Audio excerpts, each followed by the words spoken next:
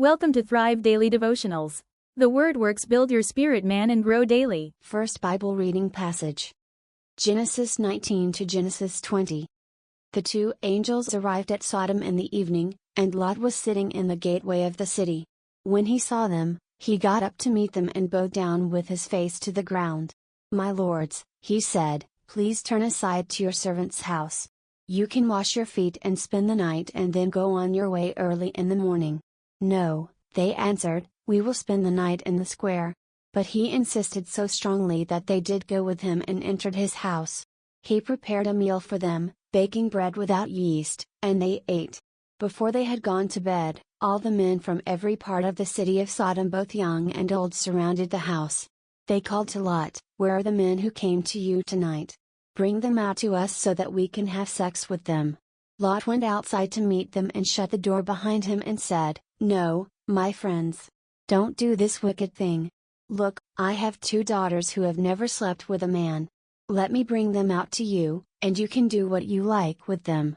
But don't do anything to these men, for they have come under the protection of my roof." "Get out of our way," they replied. And they said, "This fellow came here as an alien, and now he wants to play the judge. We'll treat you worse than them." They kept bringing pressure on Lot and moved forward to break down the door. But the men inside reached out and pulled Lot back into the house and shut the door. Then they struck the men who were at the door of the house, young and old, with blindness so that they could not find the door. The two men said to Lot, "Do you have anyone else here, sons-in-law, sons or daughters, or anyone else in the city who belongs to you? Get them out of here, because we are going to destroy this place. The outcry to the Lord against its people is so great that he has sent us to destroy it." So Lot went out and spoke to his sons-in-law, who were pledged to marry his daughters. He said, "Hurry and get out of this place, because the Lord is about to destroy the city." But his sons-in-law thought he was joking. With the coming of dawn, the angels urged Lot, saying, "Hurry. Take your wife and your two daughters who are here, or you will be swept away when the city is punished." When he hesitated, the men grasped his hand and the hands of his wife and of his two daughters and led them safely out of the city, for the Lord was merciful to them. As soon as they had brought them out, one of them said, "Flee for your lives. Don't look back, and don't stop anywhere in the plain. Flee to the mountains or you will be swept away." But Lot said to them, "No, my lords, please. Your servant has found favor in your eyes, and you have shown great kindness to me in sparing my life. But I can't flee to the mountains, this disaster will overtake me, and I'll die. Look, here is a town near enough to run to, and it is small. Let me flee to it. It is very small, isn't it? Then my life will be spared." He said to him, "Very well, I will grant this request too. I will not overthrow the town you speak of. But flee there quickly, because I cannot do anything until you reach it." That is why the town was called Zoar. By the time Lot reached Zoar, the sun had risen over the land. Then the Lord rained down burning sulfur on Sodom and Gomorrah from the Lord out of the heavens. Thus he overthrew those cities and the entire plain, including all those living in the cities and also the vegetation in the land. But Lot's wife looked back, and she became a pillar of salt. Early the next morning Abraham got up and returned to the place where he had stood before the Lord. He looked down toward Sodom and Gomorrah, toward all the land of the plain, and he saw dense smoke rising from the land, like smoke from a furnace. So when God destroyed the cities of the plain, he remembered Abraham, and he brought Lot out of the catastrophe that overthrew the cities where Lot had lived. Lot and his two daughters left Zoar and settled in the mountains, for he was afraid to stay in Zoar. He and his two daughters lived in a cave.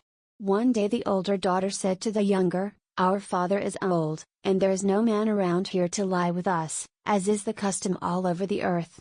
Let's get our father to drink wine and then lie with him and preserve our family line through our father." That night they got their father to drink wine, and the older daughter went in and lay with him.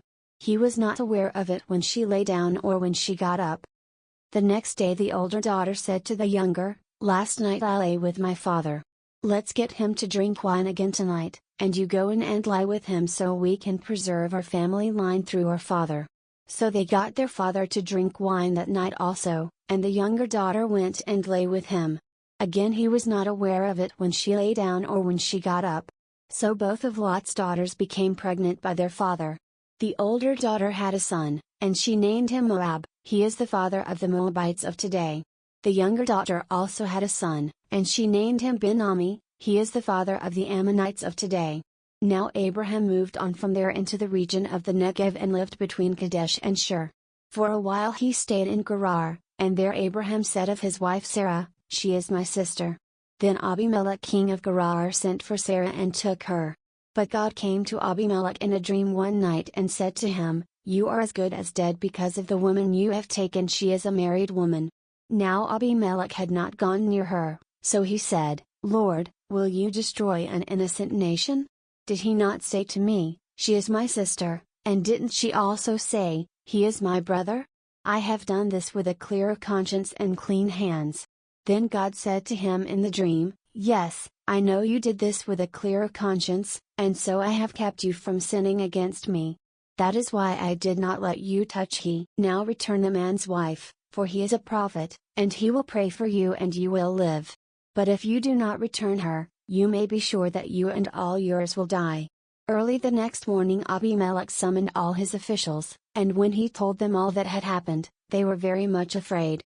Then Abimelech called Abraham in and said, "What have you done to us? How have I wronged you that you have brought such great guilt upon me and my kingdom?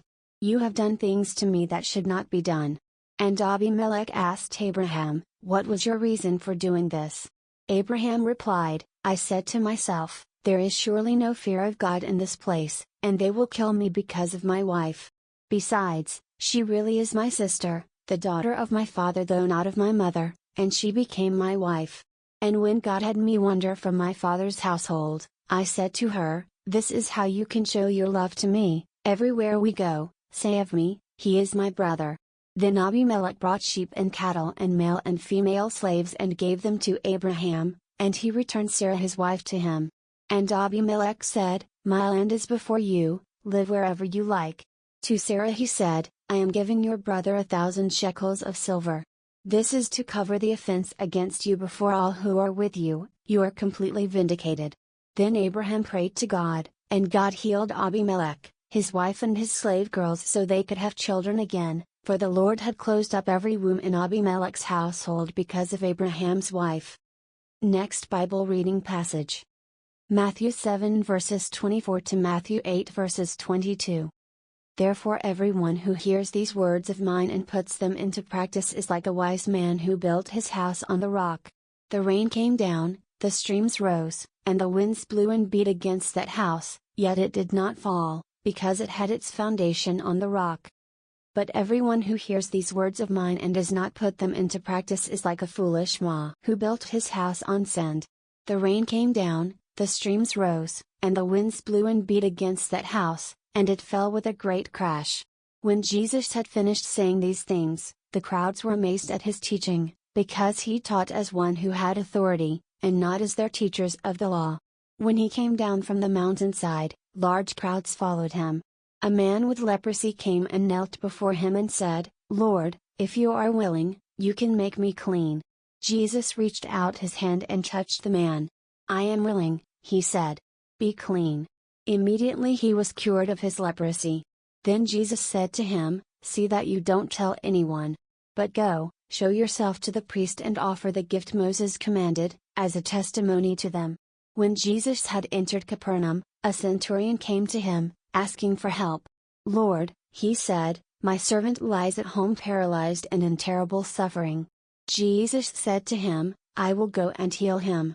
The centurion replied, "Lord, I do not deserve to have you come under my roof. But just say the word, and my servant will be healed. For I myself am a man under authority, with soldiers under me. I tell this one, 'Go,' and he goes, and that one, 'Come,' and he comes. I say to my servant, 'Do this,' and he does it."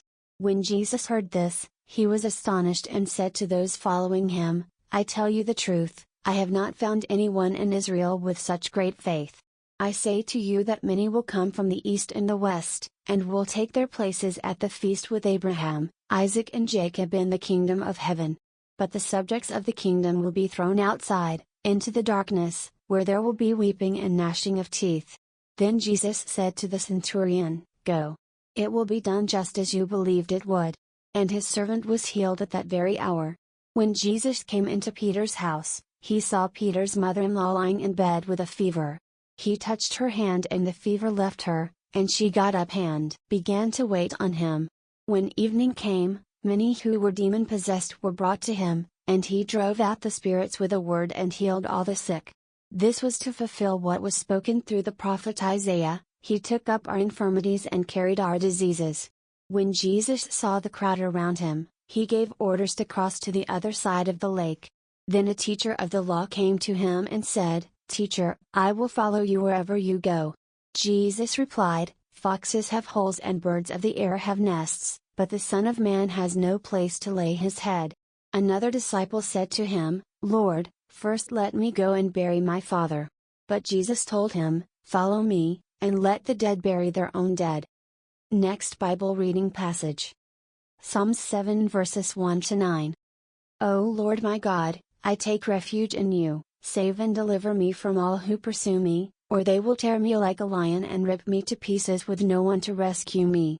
O Lord my God, if I have done this and there is guilt on my hands, if I have done evil to him who is at peace with me or without cause have robbed my foe, then let my enemy pursue and overtake me, let him trample my life to the ground and make me sleep in the dust. Arise, O Lord, in your anger, rise up against the rage of my enemies. Awake, my God, decree justice. Let the assembled peoples gather around you. Rule over them from on high, let the Lord judge the peoples. Judge me, O Lord, according to my righteousness, according to my integrity, O Most High. O righteous God, who searches minds and hearts, bring to an end the violence of the wicked and make the righteous secure.